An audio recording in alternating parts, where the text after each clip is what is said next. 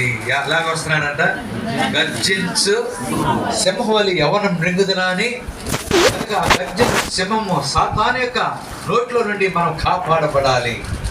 దేవుడు మనల్ని కాపాడాలి. ఏ పరిస్థితి నుండి ఆయన మనల్ని కాపాడాలి.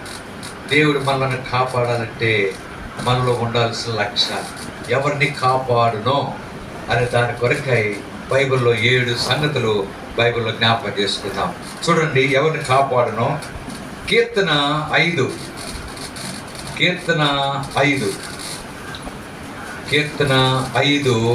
11 వచనం. నిన్ను ఆశ్రయించు వారందరూ సంతోషించుదురు, నీవే వారిని కాపాడుదు గనుక వారు నిత్యము ఆనంద ధ్వని.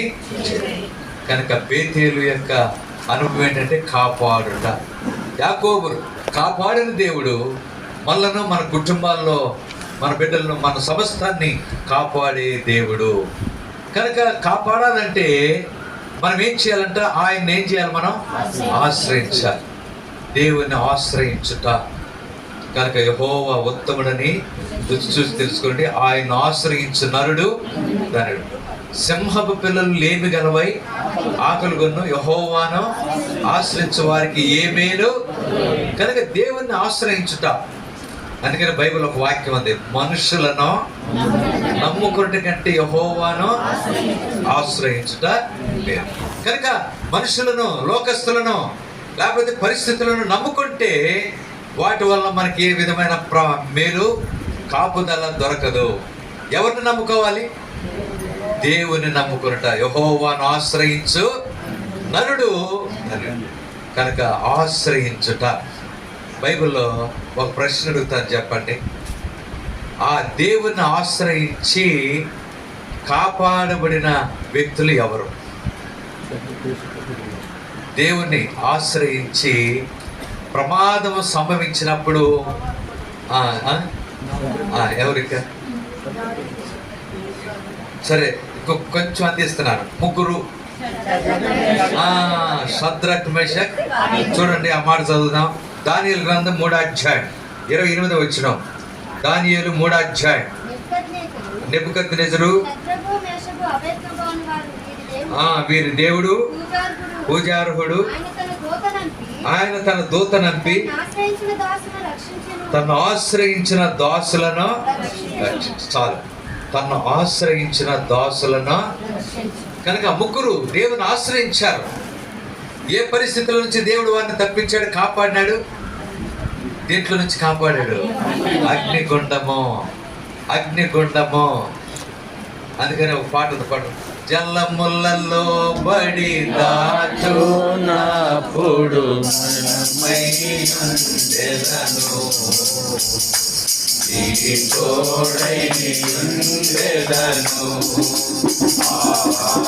జలములలో బడి దాచునప్పుడు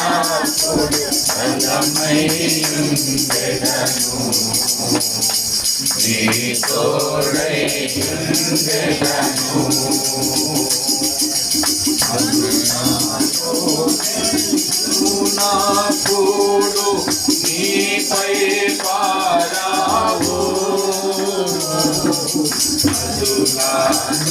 బడి వెళ్ళోనాడు నీపై పారావు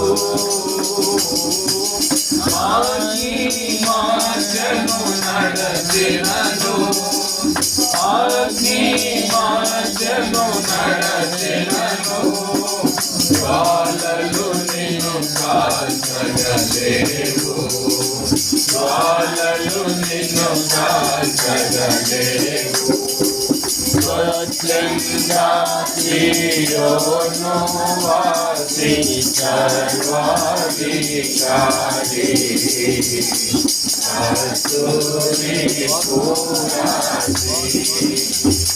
కనుక అగ్ని మధ్యను నువ్వు నడిచినను జ్వాలను నేను చేయమంట ఆలోచన.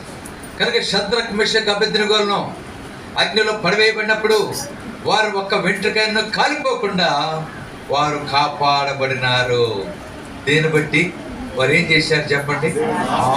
దేవుణ్ణి ఆశ్రయించారు. దేవుని ఆశ్రయించిన కారణం చేత దేవుడు వారిని అగ్నిలో నుండి కాపాడిన అనుభవం వారు కలిగిన వారు ఉంటున్నారు. ఈనాడు మనం కూడా ఎవరిని ఆశ్రయిద్దాం? దేవుని ఆశ్రయిద్దాం. ఇది మొదటి అనుభవం. తర్వాత చూడండి, కీర్తన 31:23. కీర్తన 31:23 యెహోవా భక్తులారా మీరందరూ ఆయన ప్రేమించుడి, యెహోవా విశ్వాసులను ఈ మాట నాతో చెప్పండి, యెహోవా విశ్వాసులను కాపాడును. కనుక మొదట ఎవరిని కాపాడును? ఆశ్రయించు వారిని. రెండోది ఎవరిని కాపాడును? విశ్వాసులను. కనుక దేవుని మీద సంపూర్ణమైన విశ్వాసం ఇచ్చిన వారిని దేవుడు కాపాడేవాడు ఉంటాడు. విశ్వాసం. ఒక ఆయన దేవుని యందు విశ్వాసం ఇచ్చాడు. విశ్వాసాన్ని బట్టి తన ఇంటి వారి రక్షణ కొరకు ఏమి సిద్ధపరుచుకున్నాడు? వాడు ఎవరు చెప్పండి? ఆయన నోహు తన జీవితంలో విశ్వాసమే కనుగొని ఉన్నాడు. కనుకనే మరి జల ప్రళయం నుంచి దేవుడు అతన్ని కాపాడిను. ఏమాత్రం కూడా ఒక్క నీటి చుక్కగా ఆ వాళ్ళలో ప్రవేశించిన సందర్భం లేనే లేదు. కనుక భయంకరమైన జల ప్రళయం, మరి ప్రచండ వర్షం వచ్చింది, ఆకాశ తూములు వాకిండ్లు అన్ని కూడా విప్పబడినాయి. అలాంటి జల ప్రళయం ఏనాడు కూడా సంభవించలేదు. అంత భయంకరమైన జల ప్రళయం వచ్చినప్పటికీ ఏ మాత్రం హాని సంభవించలేదు. ఎవరికి? కారణం ఏంటి? నోవహు ఎవరు? విశ్వాసి.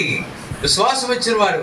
విశ్వాసమును బట్టి నోవహు అనే మాట మనం చదువుకుంటున్నాం. కనుక ఈరోజు మనం కూడా కాపాడబడాలంటే ఏముండాలి మనలో? విశ్వాసం. కనుక ప్రతి ఒక్కరూ విశ్వాసము కలిగిన వారు ఉంటే దేవుడు మిమ్మల్ని కాపాడే అనుభవం కలిగిన వారు ఉంటారు. ఆయన ఆశ్రయించాలి. మొదట షద్రక్ మేషక్ అబేద్నెగోల వలె ఆశ్రయించిన వారికి ఏ విధమైన ప్రమాదం సంభవించకుండా వారు కాపాడబడే వారు ఉంటున్నారు. రెండవది నోవహు వలె విశ్వాసము కలిగిన ప్రతి ఒక్కరిని ఆయన కాపాడేవాడు ఉంటాడు. ఏ జబ్బులన్నా రానివ్వండి, ఎన్నో జబ్బులు వస్తున్నాయి. ఒక ఆయన అంటున్నాడు, నాకు లేని జబ్బు అంటూ లేదంట, అన్ని జబ్బులు. మళ్ళీ ఏమంటున్నాడు? నన్ను లెక్క పెట్టుకో అంటున్నాడు. మళ్ళీ నేను లెక్క పెట్టుకోవాలంట. అంటే ఆ లెక్క పెట్టుకోమంటే అర్థం ఏంటి? ఆయన ఏం చెప్తున్నాడు? జబ్బులన్నీ లెక్క చెప్తున్నాడు అనమాట. కనుక ఈరోజు ఎవరైనా ఉన్నారు చెప్పండి? జబ్బు లేని వాళ్ళు ఎవరైనా ఉన్నారా? పొద్దున్న లేస్తే ఏదో ఒక జబ్బు వస్తూనే ఉంటుంది. రాత్రి ఏమో చక్కగా పడుకొని ప్రార్థన చేసి పడుకుంటాం, ప్రభువా పొద్దున్న చక్కగా లేకుంటానికి నాకు సహాయం చేయి, ఏ జబ్బు లేకుండా సహాయం చేయి. లేకపోగానే నడుము నెప్పట్టుకుంది. నడుము నెప్పట్టుకోగానే ఏమంటాము? అయ్యో రాత్రి ఏమో దేవుడిని అడిగేమో, మళ్ళీ దేవుడు అంటే ఏమిచ్చాడు? అంటే జబ్బు లేని వ్యక్తి అంటూ ఎవరు లేరు. ఏదో ఒకటి ఉంటుంది. అయితే ఒకటి, నేను నడుము నొప్పి, మోషన్స్, లేకపోతే ఏదో ఒకటి జబ్బు వచ్చిందంటే దాని అర్థం ఏంటి? నేను నీకున్నాను, నేను నిన్ను ఏం చేస్తాను? నీ జబ్బులో అపాయాల్లో ఏం చేస్తాను? నిన్ను కాపాడుతాను. కనుక మరి ఆయన కాపాడాలంటే మనకేం ఉండాలా? జబ్బు. విశ్వాసం కాదు, జబ్బు ఉండాలా. ఇదేందో కొత్త పోత చేస్తాడు అనుకుంటారు. కనుక మంచిదే. ఏదో ఒక కష్టం నష్టం ఉంటే మనం సరైన మార్గంలో అయ్యా నన్ను కాపాడు దేవా అని మొరపెట్టుకునే పరిస్థితి మనం కలిగిన వారికి ఉంటాం.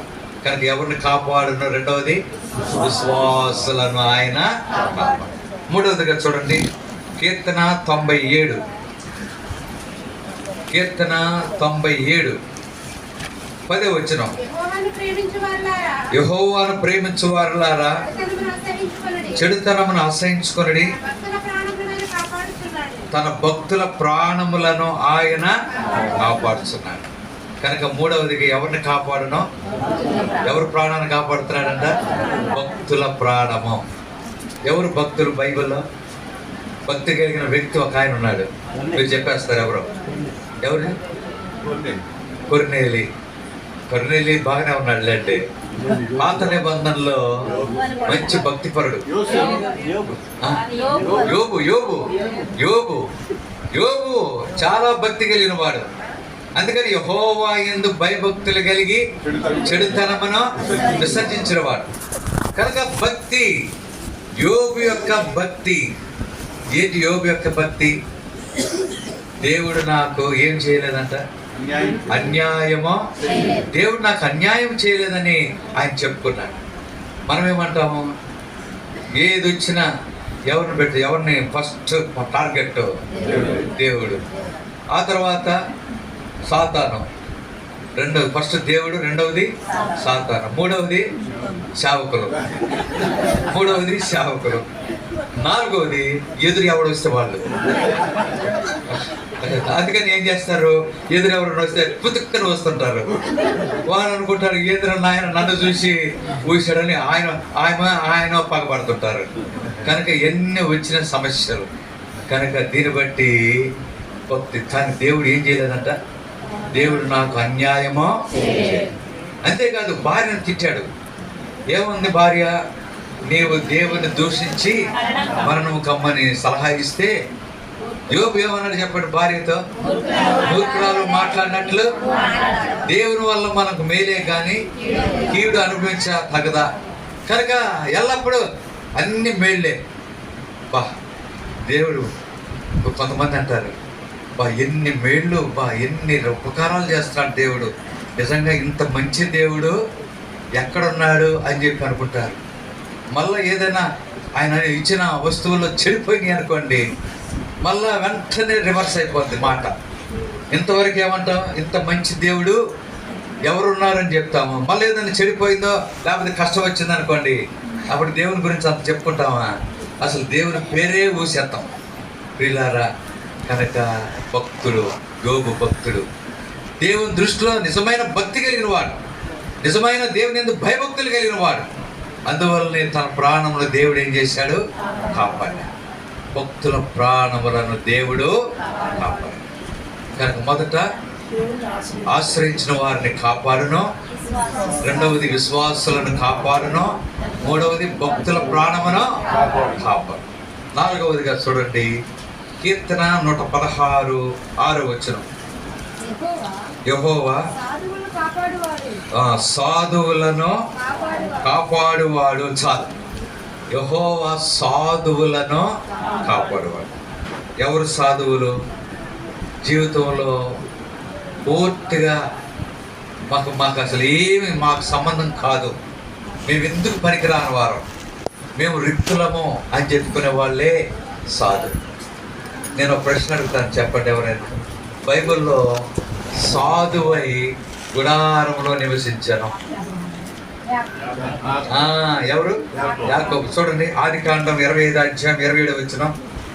ఆదికాండం 25:27. ఆ చిన్నవారు ఎదిగినప్పుడు ఏశావు వేటాడిటేందు నేర్పరి అరణ్యవాసిగా నుండెను. యాకోబు సాధువై గుడారములలో. నిజంగా ఎంత సాధువు! యాకోబు సాధువైపోయినాడు. నిజంగా గొర్రెల మందను కాస్తున్నప్పుడు ఎంతో నష్టకరమైన పరిస్థితులు వచ్చినాయి. అందుకని పగలికి ఎండ దెబ్బకు క్షీణించిపోయినంత, రాత్రి మంచుకు క్షీణించిపోయాడు. తర్వాత ఎన్నో భయంకరమైన ప్రమాదకరమైన జంతువులు వచ్చినాయి, ఎంతో నష్టాన్ని కలుగు చేసినాయి. ఆ నష్టమంతా తానే పెట్టుకున్నవాడు అనుకుంటున్నాడు. అలాగున యాకోబు యొక్క జీవితము సాధువైనాడు. అందుకని గుడారములో నివసించాడు. అందుకని గుడారంలో నివసించి ఏం నేర్చుకున్నాడు చెప్తారు ఎవరైనా? యాకోబు గుడారంలో నివసించి ఏం నేర్చుకున్నాడు? ఏం నేర్చుకున్నాడు? వంట. సాధువై గుడారంలో నివసించి ఏం నేర్చుకున్నాడు? ఏం కూర చేస్తున్నాడు చెప్పండి? చిక్కుడుకాయ. మనం చేయగలం అట్లా? యాకోబు చేసినంత రుచిగా ఎవరైనా చేయగలరా? అందుట్లో ఎంత చేశాడు? అన్న కళ్ళుతో పడిపోయేటట్టు చేశాడు. ఏం చేశాడు? ఏం వేశాడు? ఏదో రంగు పోసేసాడు బాగా. ఏం రంగు పోసాడు కానీ మనవాళ్ళు కూడా పోస్తుంటారు తెగ. కానీ ఏంటి ఆ రంగు? ఎర్రని రంగు పోసాడు. ఆ దెబ్బతో అన్న పడిపోయాడు. ఏమని అడిగాడు? ఆ ఎర్రని దాంట్లో నాకు వచ్చింది. కనుక ఎప్పుడు నేర్చుకున్నాడు? సాధువై గుడారములో. అయితే ఒకటి ప్రమాదం నుంచి దేవుడు కాపాడినాడు. ఎవరు? ఏ ప్రమాదం? తన అన్నయ్యైన ఏశావు యొక్క ప్రమాదం నుంచి దేవుడు యాకోబును కాపాడు. ఏంటి యాకోబులో ఉన్న మంచి లక్షణం? సాధువు. కనుక యెహోవా సాధువులను కాపాడువాడు, ఆశ్రయించే వారిని కాపాడును, విశ్వాసులను కాపాడును, భక్తులను కాపాడును. 4వది సాధువై గుడారములో, అనగా జీవితంలో సాత్వికులు ఎవరైతే సాత్వికముగా సాధువు కలిగి తగ్గించుకుని ధీరులుగా జీవిస్తున్నారో అలాంటి వారిని ఆయన కాపాడును. ఇది 4వది. 5వదిగా చూడండి, కీర్తన 145, కీర్తన 145 20వ వచనం. యెహోవా తన్ను ప్రేమించు వారందరినీ కాపాడును. చాలు. యెహోవా తన్ను ప్రేమించు వారినందరినీ. దేవుని ప్రేమించిన వ్యక్తి దావీదు. యెహోవా నా బలమా నేను నిన్ను ప్రేమించుచున్నాను. యెహోవా నా బలమా నేను నిన్ను ప్రేమించుచున్నాను. కనుక దావీదు దేవుని ప్రేమించిన కారణం చేత దేవుడు దావీదును కాపాడినాడు. ఎక్కడెక్కడ కాపాడినాడు? ఎవరెవరి నుంచి కాపాడినాడు చెప్పండి? సింహపు నోటి నుండి, ఎలుగుబంటి నోటి నుండి, గొలియాతు దగ్గర నుండి, అలాగే సౌలు చేతిలో నుండి, అబ్షాలోము చేతిలో నుండి, షిమి చేతిలో నుండి, ఇంకా అనేక మంది శత్రువుల చేతిలో నుండి దావీదును దేవుడు కాపాడినాడు. కారణం దావీదు దేవుణ్ణి ప్రేమించాడు. ప్రియులారా, ఈరోజు మనం దేవుణ్ణి ప్రేమిస్తున్నామా? దేవుడు నేను కాపాడాలంటే దేవుని ఎంతగానో ప్రేమించే అనుభవం మనం కలిగిన వారికి ఉండాలి. ఎంతగా ప్రేమిస్తున్నాం దేవుణ్ణి? మన జీవితంలో లోకాన్ని ప్రేమిస్తున్నాం, లోకంలో ఉన్న సెల్ ఫోన్ను ప్రేమిస్తున్నాం, లోకంలో ఉన్న ఇళ్లలో ఉన్న టీవీని ప్రేమిస్తున్నాం, ఇళ్లలో ఉన్న వస్తువులను ప్రేమిస్తున్నాం, అనేకమైన వాటిని ప్రేమిస్తున్నాం. కానీ ఏ విషయంలో కొరత ఏర్పడింది? దేవుణ్ణి ప్రేమించే విషయంలో. ఎట్లా ప్రేమించాలంటే దేవుణ్ణి పూర్ణ హృదయముతో, పూర్ణాత్మతో, పూర్ణ మనస్సు, వివేకముతో దేవుణ్ణి ప్రేమించే అనుభవం మనం కలిగిన వారు. దావీదు అలాగున ప్రేమించాడు కనుక దేవుడు అతనిని కాపాడినాడు. దేవుణ్ణి ప్రేమించే వారిని ఆయన కాపాడేవాడిగా ఉంటాడు. ఇది 5వ అనుభవం. 6వదిగా చూడండి, సామెతల గ్రంథం 22వ అధ్యాయం. సామెతల గ్రంథం 22వ అధ్యాయం. సామెతలు 22:12 వచనం. యెహోవా కన్నులు జ్ఞానము గలవారిని కాపాడును. యెహోవా కన్నులు చూపులు, యెహోవా చూపులు జ్ఞానము గలవారిని కాపాడు. జ్ఞానము కలిగిన వ్యక్తి బైబిల్ ఎవరంటే దానియేలు. దైవికమైన జ్ఞానము దానియేలు కలిగిన వాడు. మరి దేవుడు దానియేలును ఆ జ్ఞానం చొప్పున కాపాడెను. ఎలాగూ? దేంట్లో నుంచి కాపాడాడు చెప్పండి? సింహపు బోన్లో దానియేలు. సింహపు బోన్లో దానియేలు పడవేయబడినప్పుడు ఒక్క సింహమైన దానియేలును తాకకుండా, దానియేలును ముట్టకుండా దేవుడు దానియేలును కాపాడి సురక్షితంగా బయటికి తీసుకొచ్చాడు. కనుక జ్ఞానము, దానియేలు దైవికమైన జ్ఞానం కలిగిన వారు.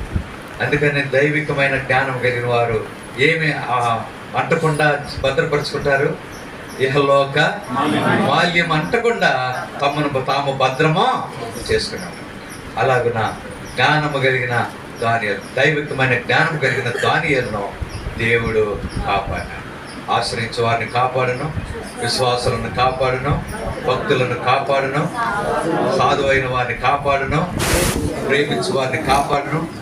జ్ఞానం కలిగిన, దైవికమైన జ్ఞానం కలిగిన వారిని దేవుడు కాపాడు. చివరిగా ఇంకొకటి చూసుకుందాం. చూడండి, యెషయా గ్రంథం 26వ అధ్యాయం. యెషయా గ్రంథం 26వ అధ్యాయం 3వ వచనం. ఎవని మనస్సు నీ మీద ఆనుకొనునో వారిని నీవు పూర్ణ శాంతి గలవానిగా కాపాడదువు. ఎవని మనస్సు, లేక ఎవరు నిన్ను ఆనుకుంటారో. బైబిల్లో యేసు ప్రభువును ఆనుకున్న వ్యక్తి ఎవరు? యేసు ప్రభు రొమ్మును ఆనుకున్నాడంట ఒక వ్యక్తి, యోహాన్. యేసు ప్రేమించిన శిష్యుడైన యోహాన్. యోహాన్ కాపాడా లేదా? యోహాన్ ఏం చేశారంటే యేసు ప్రభు శిష్యుడిగా ఉన్నందుకు ఆయన ఏం చేశారంటే బాగా నూనె బాగా మసలు కాసి తీర తీసుకెళ్ళి ఆ మసలు కాగిస్తున్న నూనెలో పడేశారు. ఏమైపోవాలా? వెంటనే ముద్ద అయిపోవాలా నూనెలో. కానీ ముద్ద అవ్వకుండా స్నానం చేసిన చక్కగా గోరెచ్చ నీళ్ళతో స్నానం చేసిన వ్యక్తి ఎంత చక్కగా ఉంటాడో అట్లా ఆశ్చర్యపోయినారంట. అయ్యో, ఇంత మసలుచున్న నూనెలో పడేస్తే ముద్ద అయిపోవలసిన యోహాను ఏంటి ఇట్లున్నాడని చెప్పి ఆయన బయటికి తీసి ఎక్కడ పడేశారంట? దూరంగా. ఏ ద్వీపంలో పడేశారు? పద్మాసు ద్వీపంలో ప్రియుడైన యోహాను పద్మాసులో ప్రియమైన యేసుని స్వరూపము. ప్రియుడైన యోహాను పద్మాసులో ప్రియమైన యేసుని స్వరూపము. ప్రియమాన చూసి బహుధన్యుడాయి ప్రియ ప్రభు నిన్ను చూడనిమ్ము.